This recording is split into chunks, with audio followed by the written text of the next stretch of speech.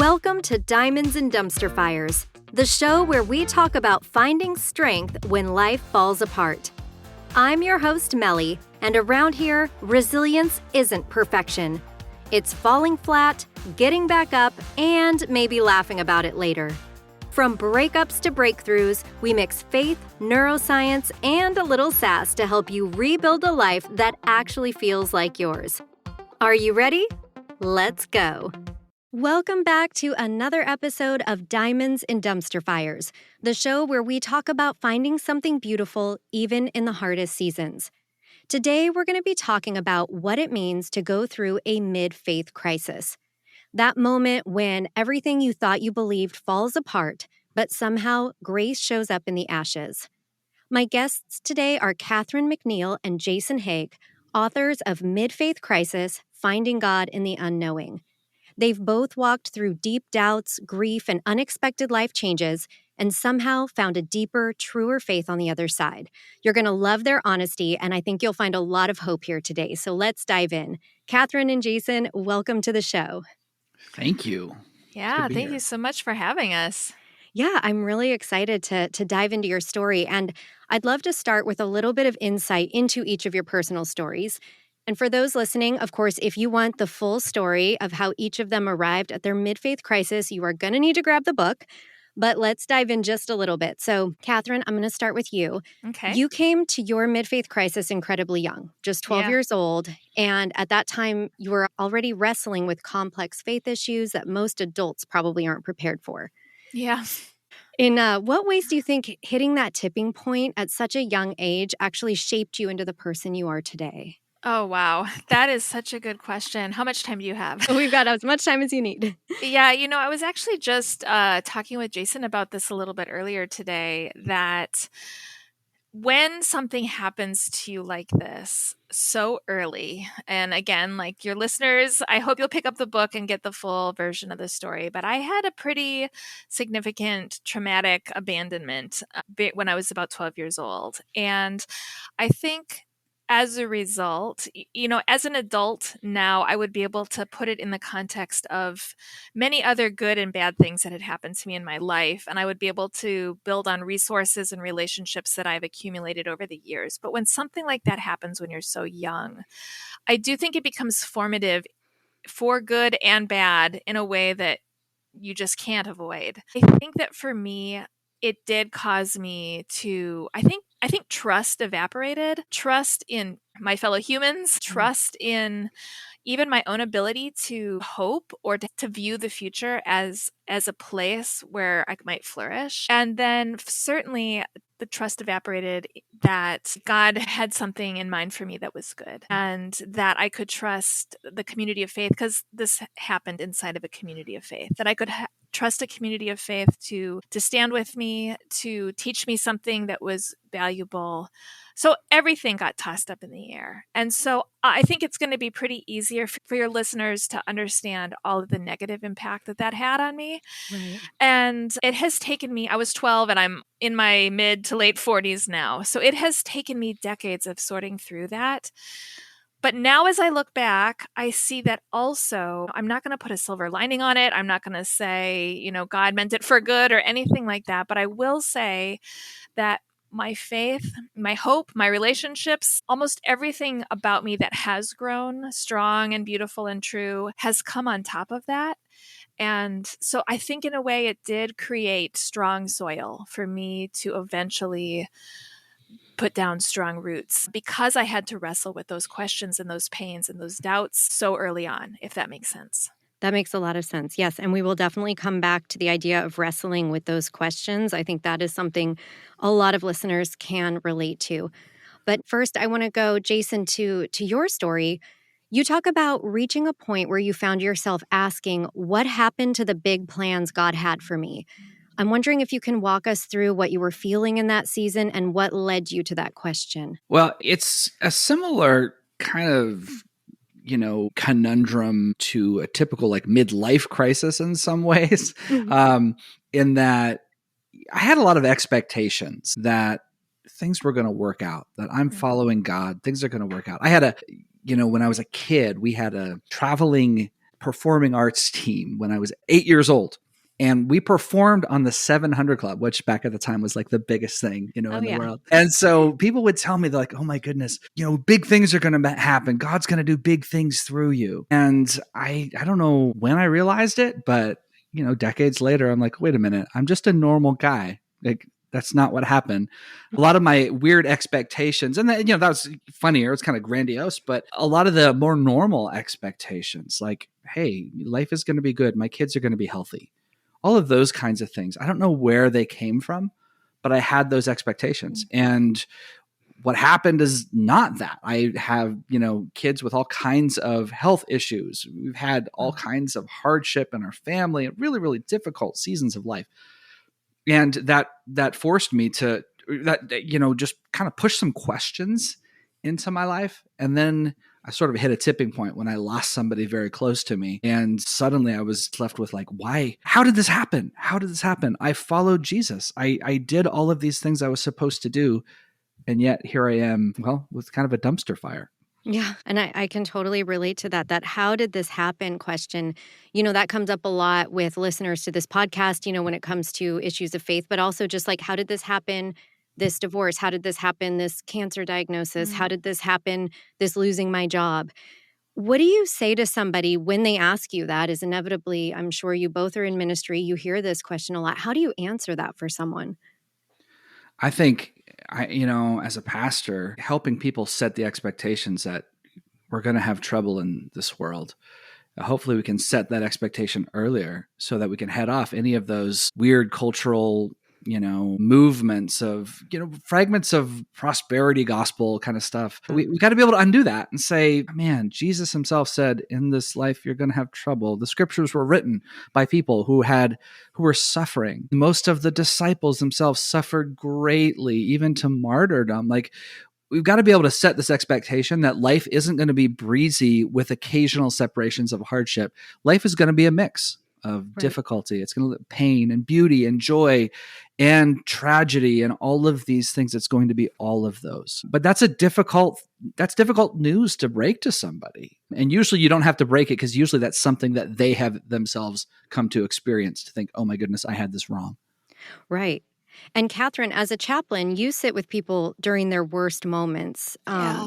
How would you say that your own mid-faith crisis kind of changed the way that you might show up for those that you are sitting with in those moments?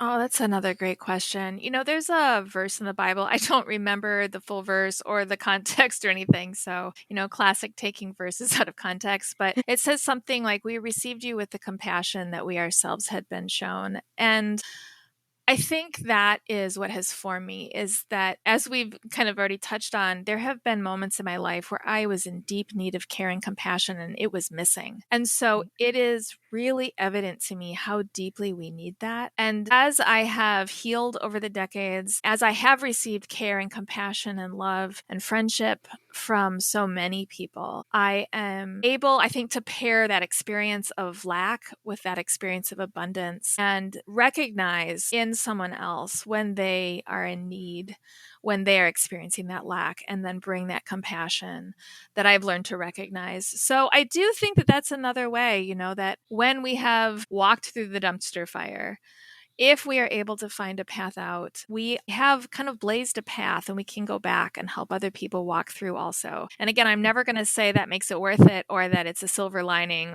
but we do learn to find the path, and it can be kind of a gracious joy to help other people find life again when they are floundering in the darkness.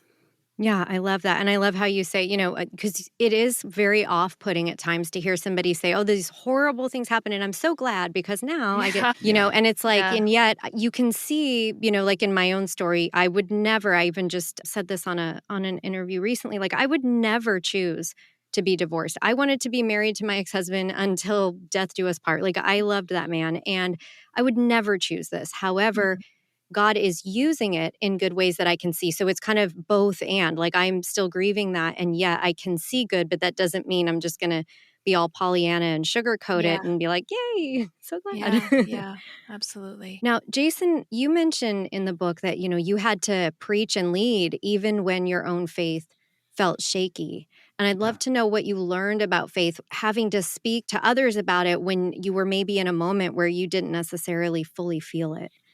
Yeah, that was a really pretty scary season, actually, as I was grappling with all these really hard questions and my own grief and wondering if God was up there and hearing my prayers or caring about my pain or any of those things, and then coming and preparing sermons during the week. I'm not the lead pastor here. I'm the associate pastor, and I didn't want to tell any of our other pastoral staff that I was dealing with it, because that just seemed like, I think that's something you don't share.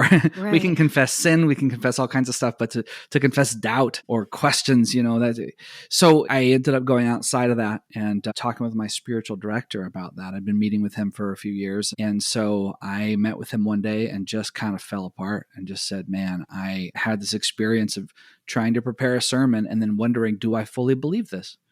Wow. I don't know what to do. I want to believe it. Like this was not an experience of me trying to like ask questions to be edgy or want out of the faith. This is everything. This is all I know. All I know is faith. All I know is, this is all I know how to do to provide for my family, all these things. Am I going to lose it because I don't know the answer to these questions? So I asked him, I said, Jeff, what percentage of faith do I have to have? What percentage do I have to believe in a particular moment for that to be real faith? Is 70% enough? What if on a given day, I'm having a lot of trouble and I'm not sure, and I'm only like at 50%? Does that still count? How much is enough? Wow. And Jeff responded very simply. He said, a mustard seed isn't very much. Oh, I love that. It was a profound moment for me to know that it's okay. It's okay if your faith doesn't feel huge. It's okay if your certainty level is very, very small. Faith the size of a mustard seed, like that's okay in Jesus' eyes. In fact, there's even power there. And so for me to see that was acceptable and like my faith still counted, that sort of gave me permission to be able to walk in the midst of that and continue choosing the thing, continue choosing to show up for my family, for my congregation. And the certainty never came back, but there was a deeper level of trust and faith, I think, that developed out of that moment. That's interesting. So I love that you just honestly share that. The certainty didn't come back, but you're still preaching and you're still in ministry and you still have that faith. Can you explain for listeners how that shows up when you do feel that uncertainty, how you allow yourself to feel that and yet still move forward with your faith? Yeah, I think the problem is that we've defined faith by certainty, by the level of intellectual gusto that we've had. And I think sometimes there's a lot of denial involved in that. You can look at tragedies that happen in the world and think, God, where are you? The temptation is to go and say, oh, we know why. Oh, because in our world, we have to be able to have free will. Otherwise, love's not there. So God created a world with all of these things. You can try to have all of these answers and tell yourself, oh, that solves it. But the fact is, most of the time, we have a whole lot of mystery that's already there. We have a lot of uncertainty that's already there. Apologetics is not going to just tie up things like the problem of evil, which becomes very personalized for people in our kinds of situations. People that listen to your podcast know that so deeply. So I think it's more a matter of just owning it, like owning, hey, there is mystery here. In that sense, I am not sure about a lot of things. But faith isn't measured that way. It's measured in showing up. It's measured in continuing to walk, even when there are a lot of things you can't see in front of you. That's so true. Now, when people are in these moments of, the dumpster fires, the mid-faith crises, and they're feeling that God is distant, where are some of the maybe unexpected places or people where, they could actually maybe look to feel closer to God in that season? Catherine, we'll start with you and then Jason.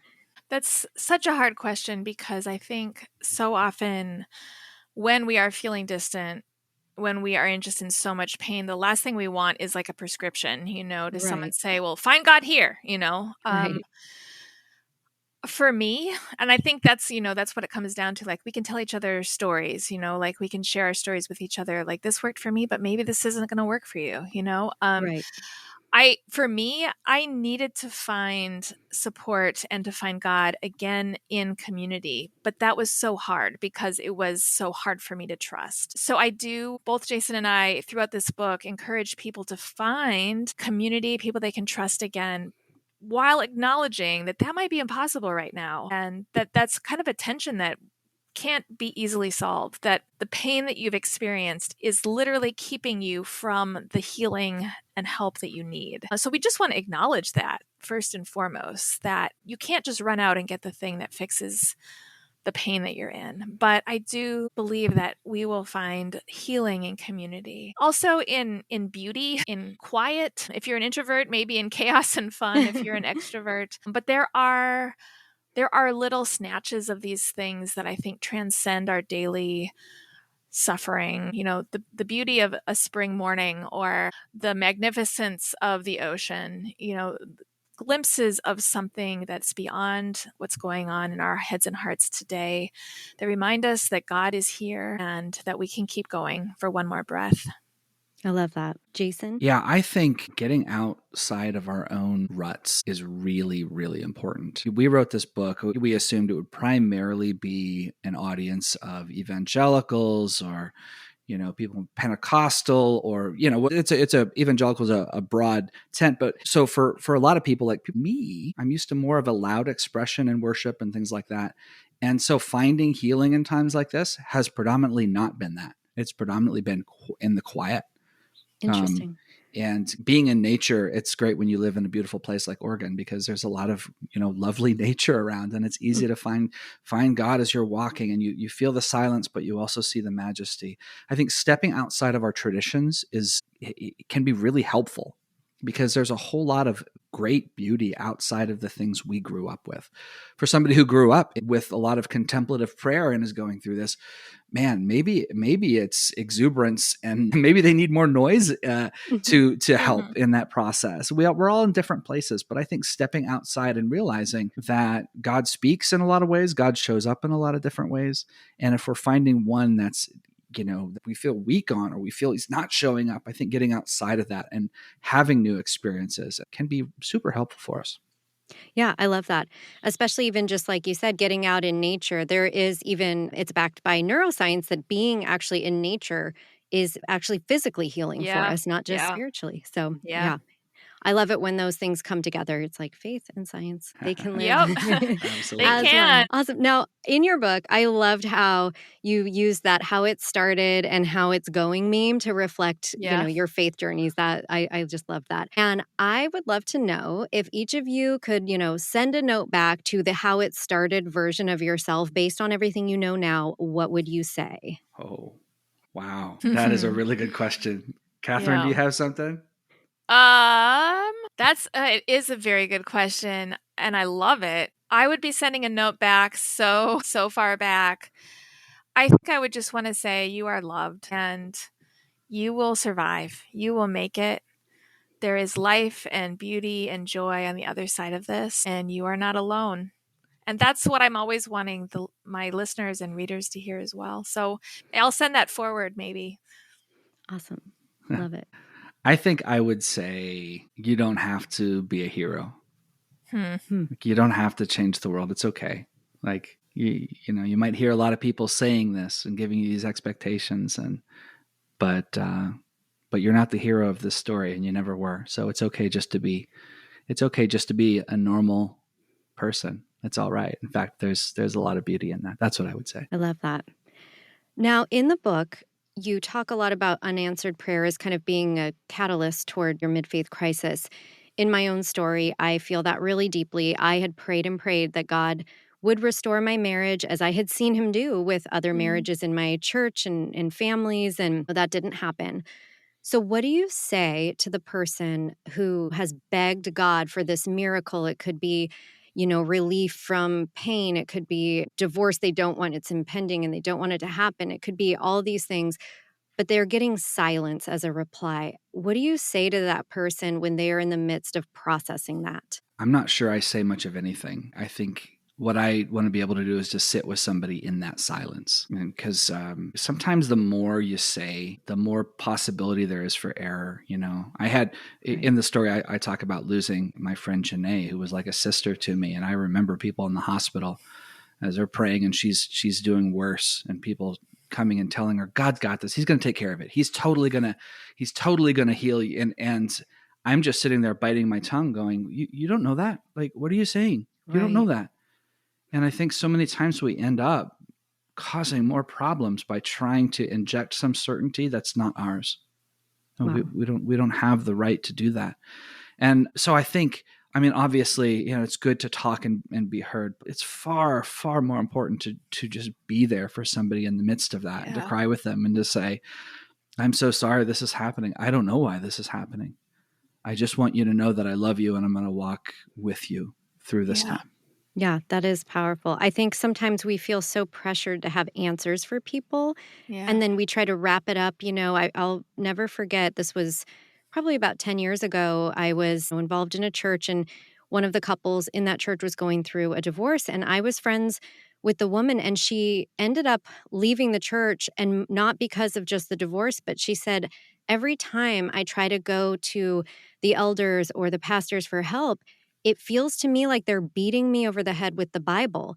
Right. And she ended up walking away. And I don't know, years later where she stands or what's happened. But it really struck me when she said that, because I thought, they're talking so much at her and literally just spitting out verses at her to the point she felt like she was being attacked with the Bible, which is obviously the opposite of what we want. Yeah. That's that. I love that. Just sitting in silence with someone, it does mean a lot. Catherine, what would you say? Well, I love what Jason said. And, I think when it is time to say something, I think we can remind ourselves and each other that God is close to the brokenhearted, that we often talk about God as though he were primarily interested in making sure we're behaving the way we should and believing the way we should. But the Bible is actually portraying God as the one who's coming near to those who are heartbroken, who are grieving, who are hungry, who are thirsty, who are desperate.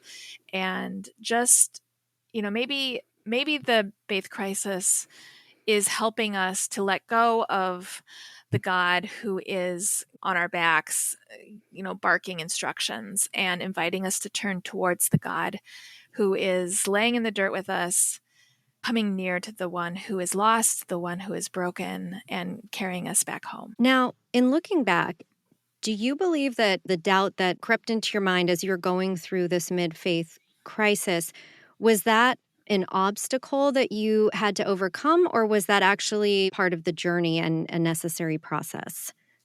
I think for me, it was a necessary process. Part of growing up, part of the premise of the book, by the way, is that there are stages of faith development, and we all start out pretty certain.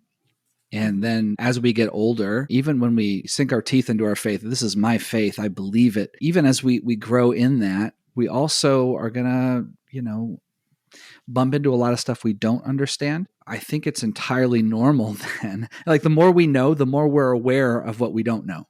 Right. It's like the more you find out how big the universe is, the more you realize how small we are. Like, oh my goodness, we know nothing about the heavens, Yeah. And so it's entirely normal to hit a place and go, oh, wait a minute, I'm older, I have a lot more experience. I am now aware of how much I don't know and how many questions there are that I don't know how to answer.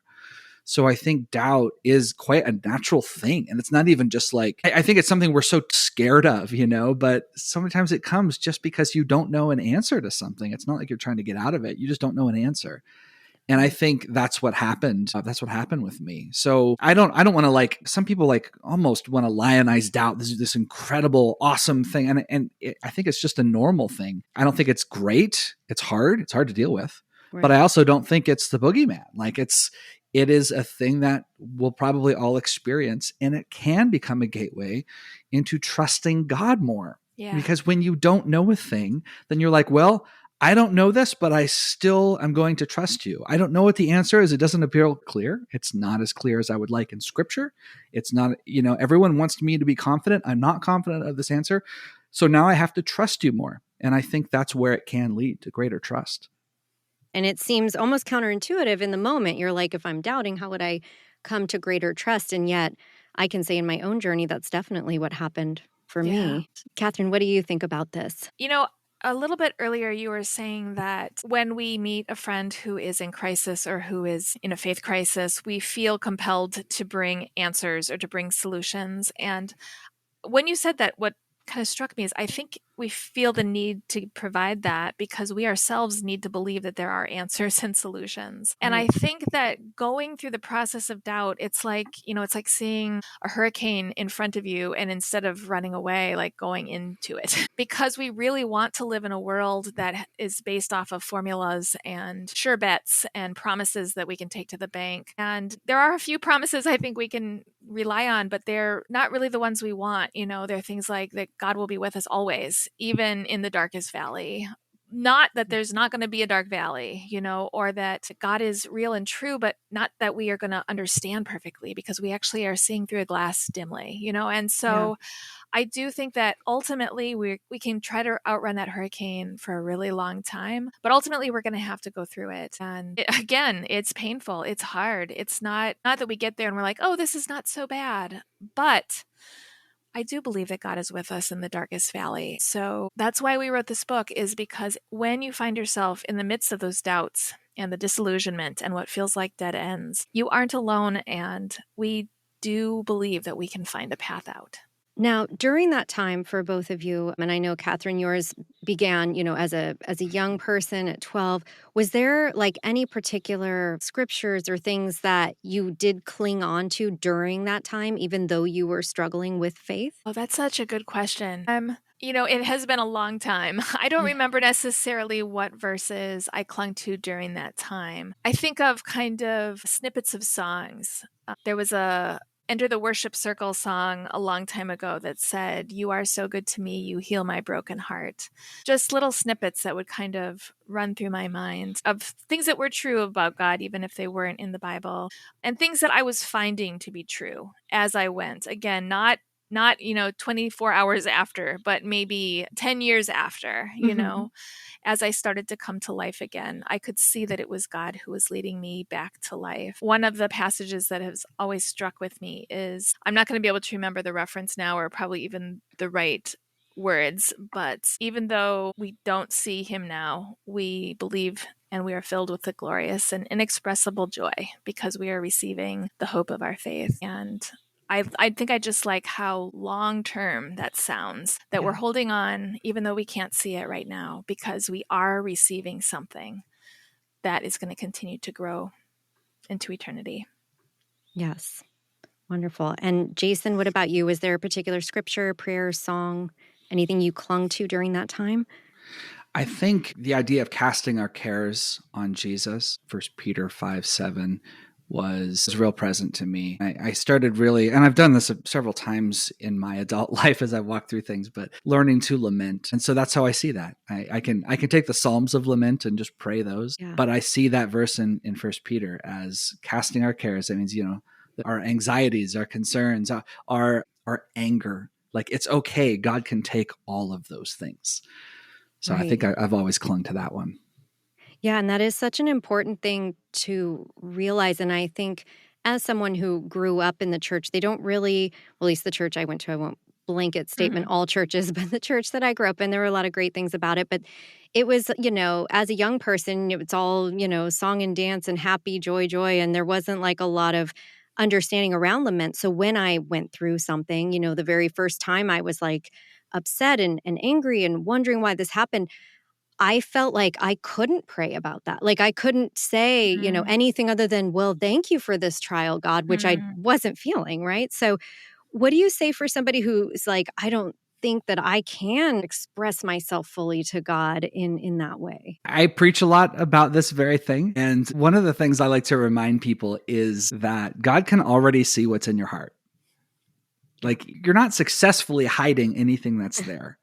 So in fact, we just had somebody who shared from the stage on Sunday about this. It's like, she said, it's like I would pick up rocks and put them in my backpack and think, oh, they're not there. But really they're weighing me down. Yeah. And it's like, and God can see those rocks. He already sees what's there. So I like to encourage people, look, if you feel shy about yelling at God or whatever it is, just remember he already knows those emotions are there, and it's okay. It's okay to just, to just admit that those things are there.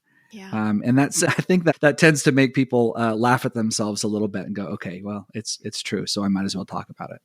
Yeah, no, and I love that because, yeah, he does. He knows those emotions are there. And what a great analogy that is of putting the rocks in your backpack and acting like they're not there, and yet they're completely weighing you down. Now, if somebody who's listening to this is feeling really stuck between the faith that they might feel they're losing, perhaps this is the first time they've gone through a major struggle or crisis or doubt, and they kind of long for that faith that they had before. And yet they can see that they are moving into this perhaps new chapter. What would you want them to know as they wrestle with that? A metaphor that I have used with people that I'm talking to long before we envisioned this book is the idea of our baby teeth falling out. If you can remember back to those awful moments, it was painful, it was awful, it was uncomfortable, we looked funny, we couldn't eat carameled apples. It felt and it looked very traumatic. And it also doesn't make sense. Like, we can't survive if we can't eat, and we can't eat if we don't have teeth. But what we realized later is that we lost this extremely paramount component of being a human in order for something stronger, longer lasting, and more equipped for the long haul to come in and take its place. And so I think with any loss, the loss of faith during a faith crisis, it's loss, and we're going to need to grieve it. And it's going to be painful, and it's going to be messy and bloody, and it's not going to be easy or fun.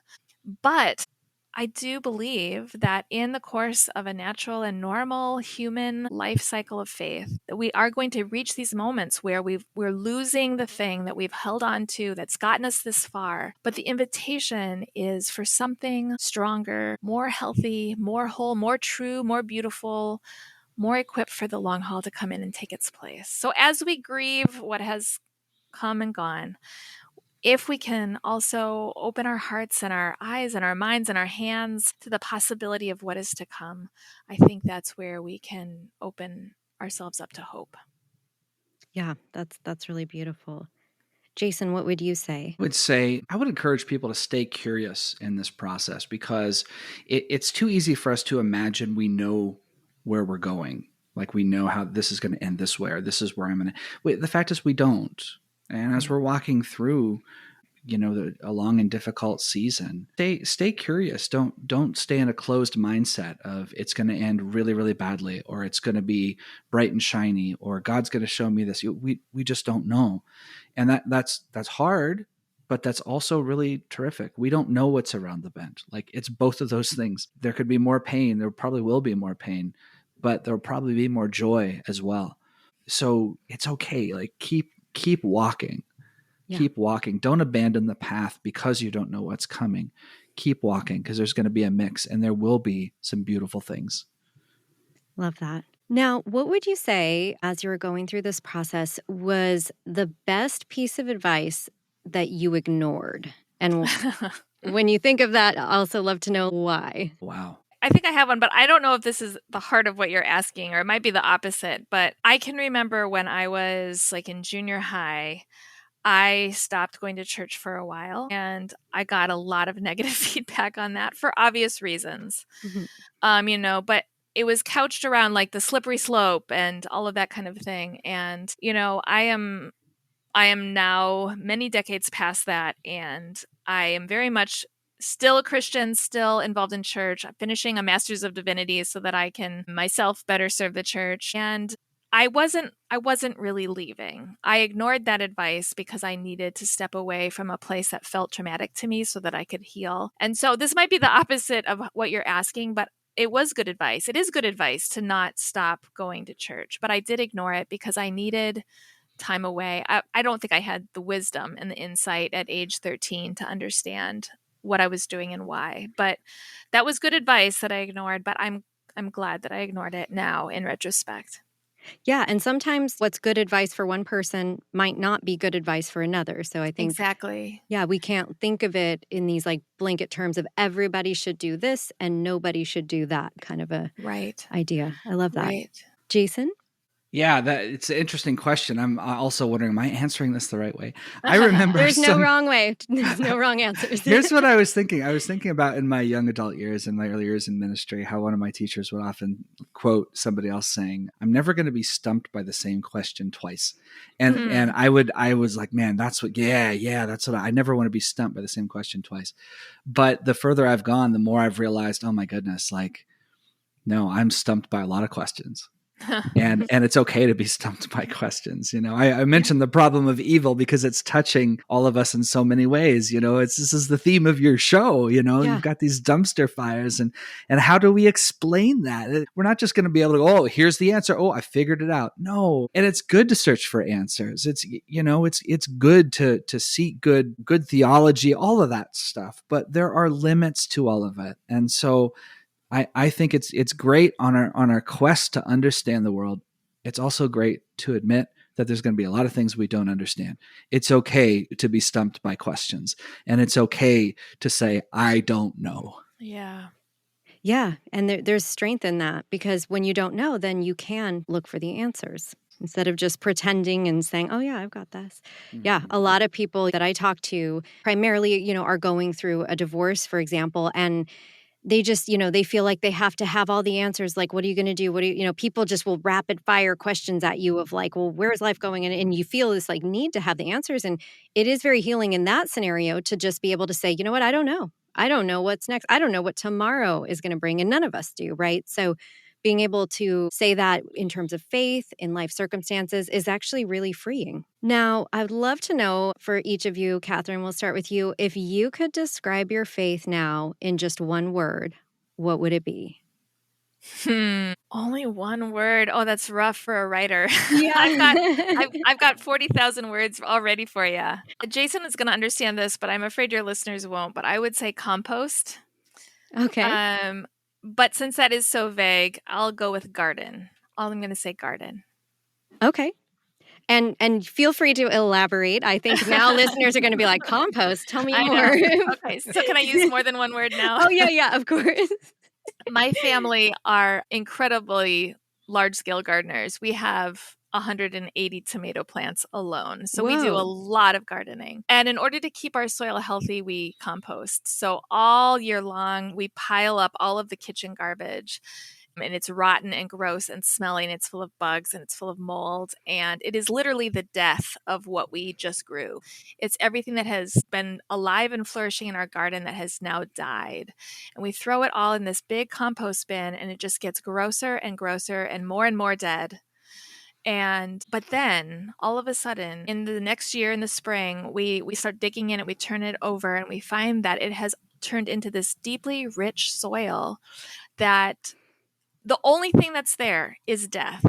The only thing we put in there is the death of last year's life.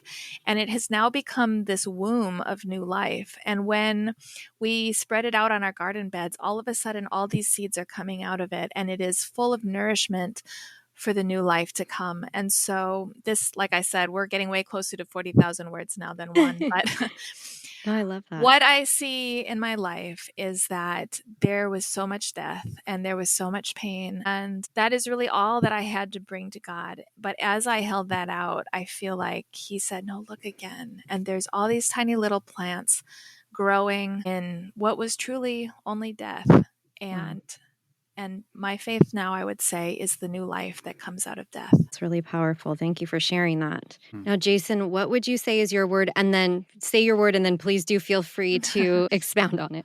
Yeah, I think my word is breathing for two reasons. One, I used to have that sort of grandiose expectation of what my faith might be like. And now I've lost all that. But I'm so happy that my faith is still breathing and that I'm still alive. You know what I mean? Like, yeah. I can look back at, I was just thinking of, Forrest Gump, when Lieutenant Dan is up on the ship for the storm and he's going, is that all you got? That kind of thing. And that's not where I am. But I also think like, man, I've been through a lot of stuff and I'm still here. And I'm really glad I'm really glad. Like, hey, I'm still breathing. My faith is still alive. That's amazing. Yeah. The other reason, though, that I would use that word is because in this season, I've been trying to practice breathing, and just looking at the chaos of the world, looking at the chaos in my own life, and just slowing down and paying attention to my breathing and slowly inhaling and exhaling. And there's something that's just, it helps me to not get pulled in to the chaos of my own life or the chaos of what's going on around me, and to be aware that God really is there in the silence with me. It's just become a powerful way that I have started to connect with God more. Wow. That's also really powerful. Thank you. I want to thank both of you for sharing so honestly today. I really think a lot of listeners who are somewhere in the middle of their own story are going to be reminded through your journey and the stories that you've shared that when things fall apart, there can be a deeper kind of hope on the other side. So thank you both so much. I truly appreciate you. Thank you. Thanks for having us on and for your ministry here on the podcast. Awesome. And listeners, if you want to hear more from Catherine and Jason, please be sure to check out their book, Mid-Faith Crisis. I will have a link to that in the show notes. And as always, thank you so much for being here with us. Be well, everyone. Thanks for listening to Diamonds and Dumpster Fires. If today reminded you that resilience is a practice, not a personality trait, you're in the right place. Keep showing up, keep rebuilding, and don't forget, even diamonds start as pressure and mess. For more faith-filled encouragement and real-life tools to help you heal and grow, check out the show notes for some free resources and ways to stay connected. See you next time.